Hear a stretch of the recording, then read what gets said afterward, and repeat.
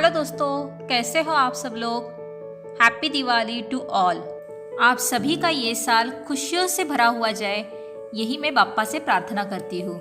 आज का वीडियो शुरू करने से पहले मैं आप सबको धन्यवाद कहना चाहती हूँ, क्योंकि आप मेरे वीडियोस सुन रहे हो, इसलिए बहुत बहुत बहुत सारा धन्यवाद। आज के वीडियो में हम the psychology of money book के आगे की स्टोरियाँ सुनेंगे।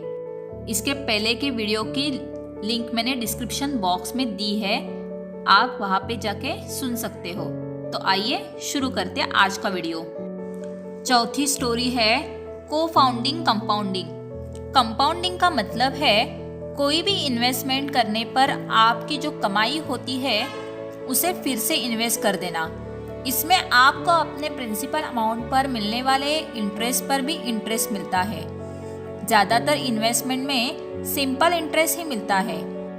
वॉरेन बफेट इसी सिद्धांत से इतने अमीर बने थे, लेकिन उन्होंने अपनी प्रॉपर्टी को 5-10 सालों में नहीं बल्कि 50 साल से ज़्यादा टाइम में इतना ज़्यादा बढ़ाया था।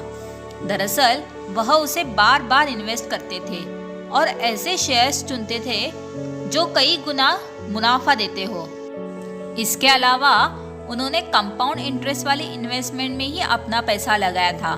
दरअसल कंपाउंडिंग के लिए एक बहुत लंबे टाइम की ज़रूरत होती है, और वॉरेन बफेट सिर्फ इसलिए सक्सेसफुल नहीं है क्योंकि वह एक बहुत अच्छे इन्वेस्टर थे, बल्कि वह इसलिए भी सक्सेसफुल है क्योंकि वह एक बहुत लंबे टाइम तक एक बहुत अच्छे इन्वेस्टर बने रहे।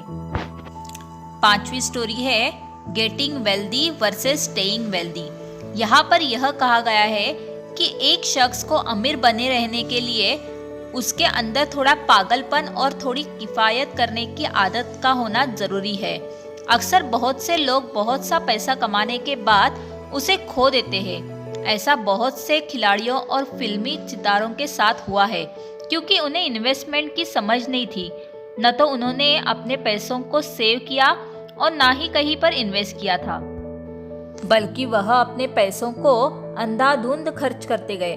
उन्हें लगा कि उनका पैसा कभी खत्म ही नहीं होगा। इसीलिए सभी लोगों के अंदर पैसे की समझ का डेवलप होना बहुत ज़रूरी है। आप अपने सारे डिसीजंस इंडिपेंडेंट होकर लीजिए, और यह सोचकर नहीं कि आपको किसी को दिखाना है या किसी ने किया था इसलिए मुझे भी करना है। यहाँ ऑथर कहते हैं कि पैसे कमाने के लिए रिस्क लेने, ऑप्टिमिस्टिक बने रहने और अपनी कोशिशों पर यकीन रखने की बहुत ज़रूरत होती है। वही पैसे बचाने के लिए रिस्क से बचने, किफ़ायती बनने और इस बात को एक्सपेक्ट करने की ज़रूरत होती है कि आपकी कामयाबी में किस्मत का भी एक अहम रोल होता है। यहाँ लेखक कहते हैं कि यहाँ किफ़ायती होने का यह मतलब नहीं है कि आप एकदम से कंगाल लोगों की तरह रहे, बल्कि इसका मतलब सिर्फ इतना है कि आप बिना वजह ही अपने पैसे खर्च ना करें और फालतू के दिखावे में ना आ जाए। इसलिए आप इस बात को पक्का कीजिए कि कहीं आप अपनी कमाई को फ्यूचर के लिए रखने की जगह उसे आज ही खर्च ना कर दे। लेखक कहते हैं आपको पैसा कमाने के साथ साथ जिंदगी में और भी ज़रूरी चीज़ों जैसे एक्सरसाइज, खेल, लर्निंग, इन सब पर भी अपना थोड़ा समय ज़रूर देना चाहिए, क्योंकि ज़िंदगी जीने का असली मज़ा इन छोटी छोटी रोज़मर्रा की चीज़ों को मेंटेन रखने में ही आता है। इनकी वजह से आप पूरी तरह से हेल्दी, वेल्दी और वाइज बने रहेंगे। आगे लेखक कहते हैं आप अपने पास हमेशा 20% लिक्विड अमाउंट जरूर रखें। अगर मार्केट में अचानक गिरावट होती है तो आपको अपने शेयर बेचने की ज़रूरत नहीं होगी, बल्कि आप उस समय इस फंड के जरिए और ज़्यादा शेयर खरीद सकते हैं। याद रखें आपके पैसे जब भी बढ़ेंगे तो कंपाउंडिंग के जरिए ही बढ़ेंगे, इसीलिए आप इसमें कोई रुकावट मत आने दीजिए। लेखक कहते हैं आपकी फिनेंशियल सक्सेस के लिए यह 3 अहम चीज़ें जिम्मेदार होती है। पहला है हाई सेविंग रेट, दूसरा है पेशेंस और तीसरा है लॉन्ग टर्म ऑप्टिमिज्म। छठी कहानी है tells you win. Long term investment का आपके रिटर्न्स पर सबसे ज़्यादा असर पड़ता है, लेकिन यह पता लगा पाना कि कौन सा इन्वेस्टमेंट लंबे टाइम में सबसे ज़्यादा प्रॉफिट देगा करीब करीब नामुमकिन होता है। कोई भी इंसान हमेशा ही सही डिसीजंस नहीं ले सकता है, लेकिन एक अच्छा इन्वेस्टर बनने के लिए आपको 10 में से सिर्फ 6 बार ही सही होने की ज़रूरत होती है।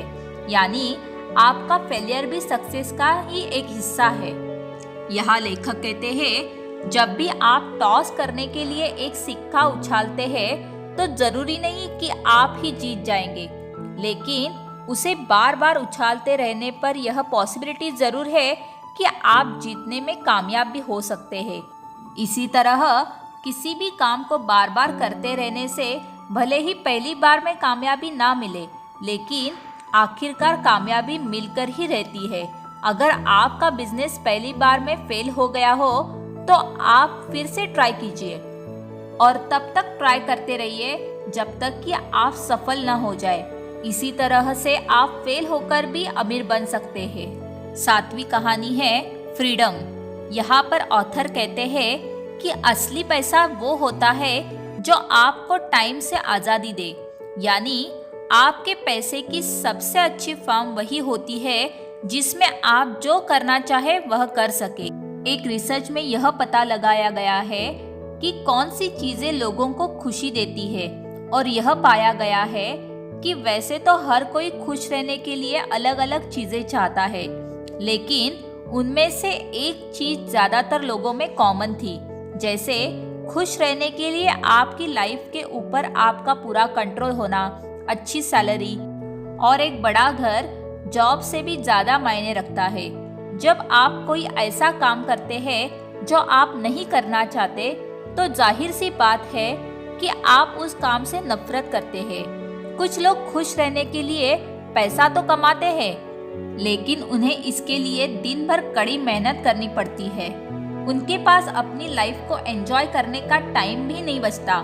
ज्यादातर लोग अच्छे दोस्त बनाना और अपनी फैमिली के साथ क्वालिटी टाइम बिताना चाहते हैं। इसीलिए उन्हें यह लगता है कि ऐसा पैसा किसी काम का नहीं है जिसे कमाने के लिए वह अपनी यह इच्छाएं भी पूरी न कर सके। आप बहुत से कामों को आउटसोर्स कर सकते हैं। आउटसोर्स का मतलब है कि आप पैसा खर्च करके बहुत से सर्विसेज को हासिल कर सकते हैं और अपने लिए एक क्वालिटी टाइम बचा सकते हैं। 8वीं कहानी है man in the car paradox. जब भी आप किसी शख्स को एक अच्छी सी और महंगी गाड़ी चलाते हुए देखते हैं तो आपके मन में यह विचार नहीं आता होगा कि वाह, इस गाड़ी का ओनर कितना कूल है, बल्कि आपके दिमाग में सबसे पहले यह बात आती है कि काश अगर मैं इस गाड़ी का ओनर होता तो शायद सब लोग मुझे कितना कूल समझते। लेकिन यहाँ प्रॉब्लम यह है कि आपको ऐसा लगता है कि अगर आपके पास अच्छी और महंगी चीजें होंगी तो लोग आपकी तारीफ करेंगे, जबकि अगर आप खुद को दूसरों की जगह रखकर देखें तो आप खुद ही ओनर की तारीफ नहीं करेंगे। दरअसल हम इंसानों की सोच ही ऐसी होती है कि अगर हम अमीर होंगे तो लोग हमारी तारीफ करेंगे, हमें ज्यादा रिस्पेक्ट देंगे और हमें पसंद भी करेंगे। लेकिन दूसरे लोग आपके बहुत पैसे वाला होने की वजह से आपको पसंद नहीं करते, बल्कि वह आपकी अमीरी को एक बेंचमार्क बनाकर खुद यह सोचते हैं कि अगर वह भी आपके जैसे पैसे वाले होते तो सब लोग उनकी भी कितनी तारीफ करते और उनको भी ज्यादा पसंद करते। आप खुद के लिए जैसा रिस्पेक्ट और तारीफ दूसरे लोगों से करवाना चाहते हैं, सिर्फ पैसा ही वह सब नहीं करवा सकता, बल्कि ह्यूमिलिटी यानी विनम्रता और काइंडनेस और हमदर्दी ऐसी चीजें हैं जो पैसे के मुकाबले लोगों की नज़रों में आपको ज़्यादा पसंदीदा और रिस्पेक्टेड बना सकती है। इसीलिए मटेरियलिस्टिक चीज़ों के पीछे इतना मत भागिए।